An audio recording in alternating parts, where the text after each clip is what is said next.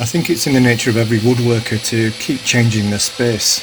The space they're working is important in terms of being efficient and organised and really being safe. I was tending to move from place to place and trying to find different things in different boxes and shelves and drawers and cupboards. So I thought it was time that I made some readily available storage. I tend to keep the tools that I use most often right by where I'm working, so making a storage unit that could keep all of the things that I use all of the time seemed to make more sense. The thing I do find is that if I can't instantly put my hands on it, I don't use it. And that's true for hand tools as well as power tools. So making everything right to hand was important. I was using MDF 9mm and trying to create as many strips as I could to construct. So I made sure that I had the right amount, and I wanted to recess the shelves. So I cut dados through or grooves through once I'd got them the right length and measured out. This is where I'm measuring out for the height of the shelves to match the objects I was going to put in, which for this unit was particularly sanding blocks and sandpaper, but also making sure that I allowed for the thickness of each shelf in between. So the planning takes a long time and it has to be very accurate. It's difficult to put these two through at the same time in a grooving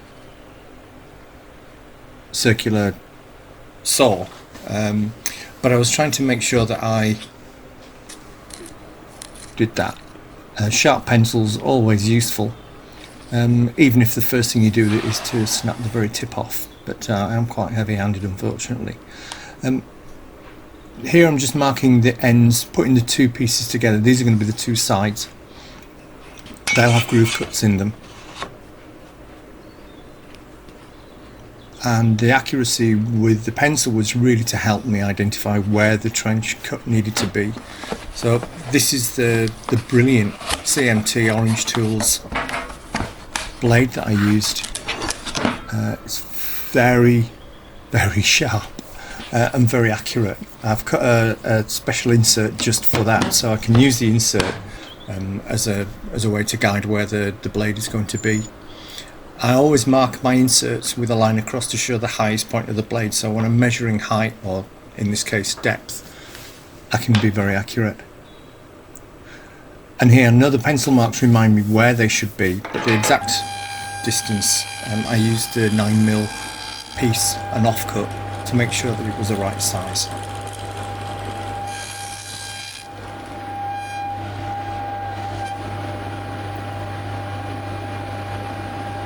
And after each run, just tested with the offcut to make sure they were perfect size. I wanted them to be fairly tight, not too tight, because as soon as you put glue on MDF it tends to swell. But I wanted it to be just a good slip fit, so that it would be secure when it was hanging on the wall. And here I'm using stop block on the mitre gauge, so I can get every shelf exactly the same width. So it's important to make sure the grooves were exactly the same depth and the shelves were exactly the same width. And this is the dry fit.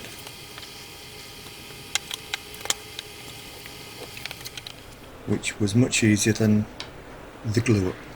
I'm still wearing a mask there because this is MDF and the dust does tend to hang around quite a bit, so I keep the exhaust fans on and I keep the mask on for a long time after I cut it. And here the end of the glue up, the most stressful part of any build, I find. Everything else seems fairly straightforward, but here you can see I just wanted to make sure that each of the pieces slotted in perfectly. And if you've cut a groove too small or too tight, this is where it really starts to dig in. I've done that a few times. Very happy that it hasn't happened this time, but I've done that a few times and it means having to clean the glue out and recut the groove or the dado. So this is the bare wall, and that's the unit that's made. I like them so much I built 2 more units and added the walls so they were all at hand. it's useful.